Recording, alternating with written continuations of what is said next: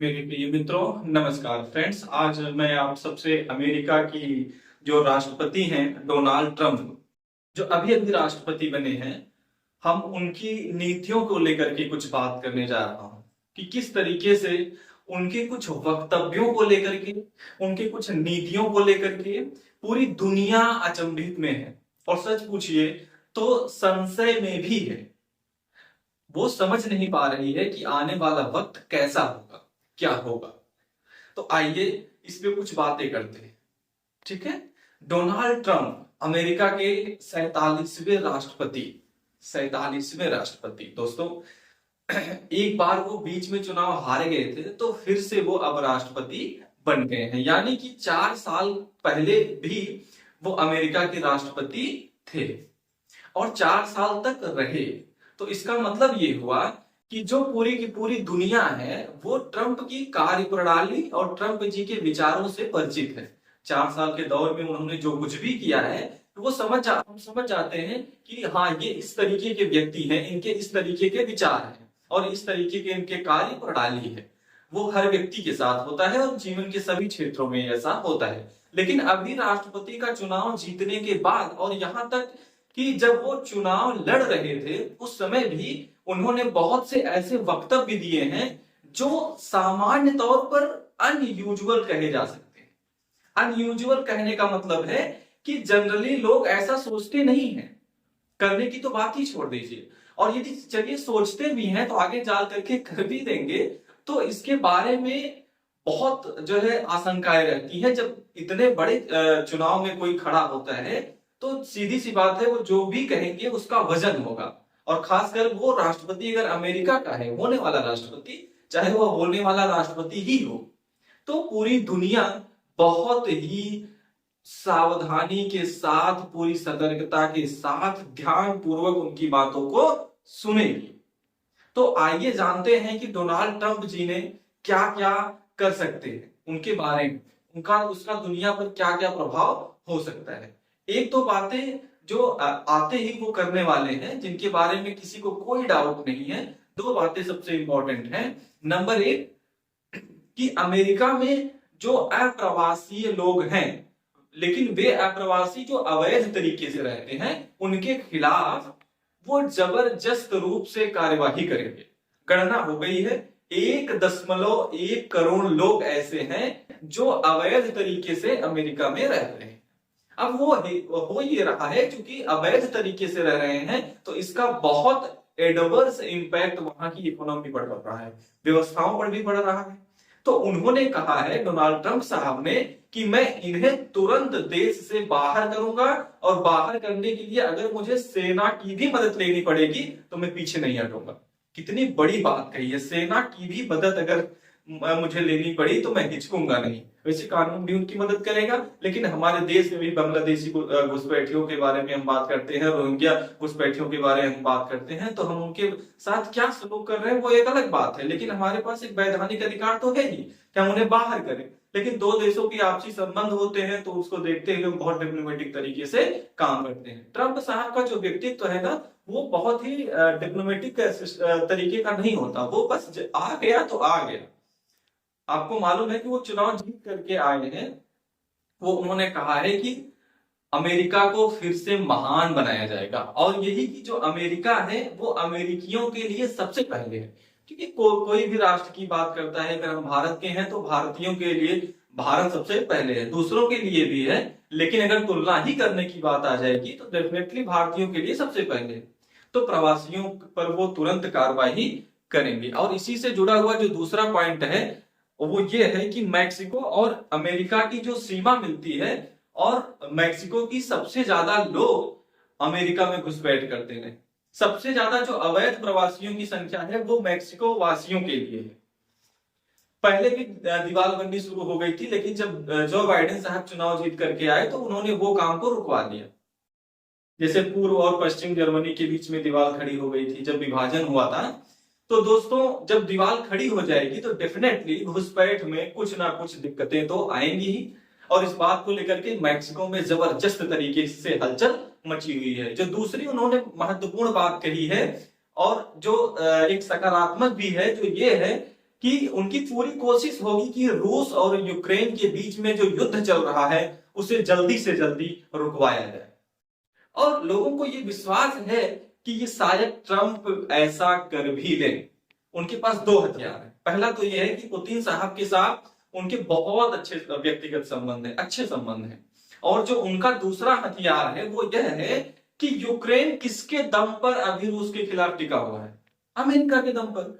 और यूरोप के दूसरे देश जो नाटो संगठन के सदस्य हैं और जो यूरोपीय संघ के भी सदस्य हैं, उनकी मदद पर टिका हुआ है। राइट? अब उसमें सबसे ज्यादा मदद देने वाला देश कौन सा है? अमेरिका है। कल्पना कीजिए कि अगर अमेरिका यूक्रेन को मदद देना बंद कर दे तो क्या यूक्रेन रूस के सामने इतने लंबे समय तक टिक पाएगा, या टिक पाता, या आगे टिक पाएगा? तो सीधी सी बात है, इस हथियार का उपयोग जो है यूक्रेन के लिए कर सकते हैं और अपने निजी संबंधों का उपयोग वो बाकायदे रूस के साथ कर सकते हैं। तो लोगों को ये बहुत उम्मीद है कि शायद रूस और यूक्रेन के बीच में जो युद्ध चल रहा है वो शायद, कल्पना करके देखिए, यदि ट्रंप साहब ने ऐसा कर लिया, लोगों को लगता है कि ऐसा कर भी लेंगे, तो पूरी दुनिया के लिए कितनी बड़ी राहत की बात होगी। और इसका जो संकेत है, ये इनके शपथ ग्रहण से पहले जो इजराइल और हमास के बीच में जो एक प्रकार से शांति पर जो सहमति बनी है, उससे भी लोगों को लगता है कि ऐसा हो जाएगा। तो दोस्तों, एक बात जिसको लेकर के पूरी दुनिया चिंतित है वह यह है कि ट्रंप साहब जो संयुक्त राष्ट्र संघ का जो नियमित बजट है उसमें अमेरिका की कंट्रीब्यूशन को घटा सकते हैं। वैसे भी यूएनओ को वो आलोचना कर चुके हैं। वो कहते हैं कि अमेरिका को क्या पड़ी हुई है कि दुनिया के लिए इतना क्या सोचे, दुनिया के लिए इतना क्यों करे, वो अमेरिका के लिए सोचे। 23% पूरे खर्च का अकेला अमेरिका देता है, 23%। यदि उसने हाथ खींच लिए, जिसमें कटौती कर दी, तो संयुक्त राष्ट्र संघ की जो स्थिति है वो कितनी दयनीय हो जाएगी, कितनी कमजोर हो जाएगी, इसकी हम कल्पना कर सकते हैं। और यदि संयुक्त राष्ट्र संघ और उसके साथ जो जुड़ी हुई दूसरी संस्थाएं हैं वे कमजोर हो गई, तो जो वैश्विक स्थिरता है, जो वैश्विक व्यवस्था है, उन पर इसका कितना गंभीर प्रभाव पड़ेगा, इसके बारे में विचार किया जा सकता है। बहुत ज्यादा विचार करने की इसमें जरूरत भी नहीं है, वो आप समझ सकते हैं। दोस्तों, जो ट्रंप साहब हैं वो जलवायु परिवर्तन को नहीं मानते हैं कि ग्लोबल वार्मिंग हो रहा है, ये हो रहा है, वो हो रहा है। बल्कि सच पूछिए तो वो तो पेट्रोलियम से जो ऊर्जा बनाई जाती है उससे बहुत बड़े समर्थक हैं। जीवाश्म ईंधन से उन्होंने ऊर्जा उत्पादन करने की बाकायदा योजना भी बना रखी है। सोच करके देखिए। और इससे पहले भी जब वो राष्ट्रपति बने थे तो पेरिस सम्मेलन में जो ये निर्धारित किया गया, पेरिस एग्रीमेंट में, कि हमें अब ग्लोबल वार्मिंग से बचाने के लिए तापमान को 2 डिग्री सेंटीग्रेड से ऊपर नहीं जाने देना है, इसे वो स्वीकार नहीं करते हैं। अमेरिका के राष्ट्रपति के रूप में उसे उन्होंने खारिज कर दिया था। तो अगर उन्होंने फिर से इसी तरीके का कोई कदम उठाया, तो जो वो उठाएंगे, अगर वो अमेरिका इस तरह से बात करेगा, तो सीधी सी बात है कि लोगों के मन में भी और दूसरे राष्ट्र के नेताओं के मन में भी जलवायु परिवर्तन को लेकर के जो प्रतिबद्धता है, विश्व की जो प्रतिबद्धता है, वो ढीली पड़ेगी, वो कमजोर पड़ेगी। इसका जो नेगेटिव इम्पैक्ट है उसके बारे में सोचा जा सकता है। एक बात और है, चीन के खिलाफ वो तो सीधे सीधे खड़े हैं। जब वो चुनाव लड़ रहे थे तब भी वो चीन के विरोध में सीधे सीधे वो बातें करते थे, अभी भी वो ऐसा कुछ करेंगे। क्योंकि आप जानते हैं कि चीन और अमेरिका बिल्कुल एक दूसरे के आमने सामने खड़े हुए हैं। और ट्रंप की जो नीतियां होंगी, जो नीतियां इससे पहले भी जो उन्होंने घोषणा की है कि अमेरिका जो है वो चीन से सामान मंगाने वाला सबसे बड़ा आयातक है चीन के संबंध में, उस पर उन्होंने कर दिया कि मैं बहुत ज्यादा आयात शुल्क लगाऊंगा, तो चीन का सामान वहां पर कम जाने लगेगा, चीन के सामने इसके कारण संकट पैदा होगा। तो अब एक नए शीत युद्ध की शुरुआत हो सकती है, जिसे हम कहते हैं कोल्ड वार। कोल्ड वार आपके सिलेबस का बहुत इंपॉर्टेंट टॉपिक भी है। प्लीज इस पे आप तैयारी कर लें, बेहतर तैयारी कर लें, बहुत अच्छे से आप डिटेल में इसकी तैयारी कर लें।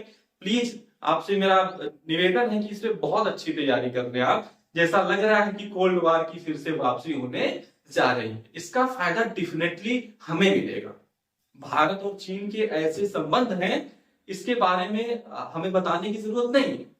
अगर अमेरिका और चीन में सीधे सीधे ठन गई, ठनी तो अभी भी है, लेकिन अगर सीधे सीधे ठन गई, अगर सीधे सीधे ठन गई, अगर आपको नहीं लगता कि व्यवहारिक स्थिति आप सोच करके देखिए कि अमेरिका के लिए भारत कितना अहम देश हो जाएगा। यदि चीन कमजोर पड़ता है तो कहीं ना कहीं वो भारत की शक्ति की वृद्धि का भी कारण बनेगा इनडायरेक्टली। तो चीन और अमेरिका के बीच में जब ये तनाव बढ़ेगा तो विश्व स्तर पर उसका क्या इम्पैक्ट होगा, कोल्ड वार किस तरीके का एक शेप लेगा, वो एक अलग बात है, लेकिन उसका सीधा सीधा लाभ डेफिनेटली ये माना जा रहा है कि भारत को मिलेगा। तो फ्रेंड्स, ये कुछ वे महत्वपूर्ण बातें थी जिनके बारे में हमने आपसे बात की और जिसको लेकर के पूरी दुनिया अभी विचार कर रही है।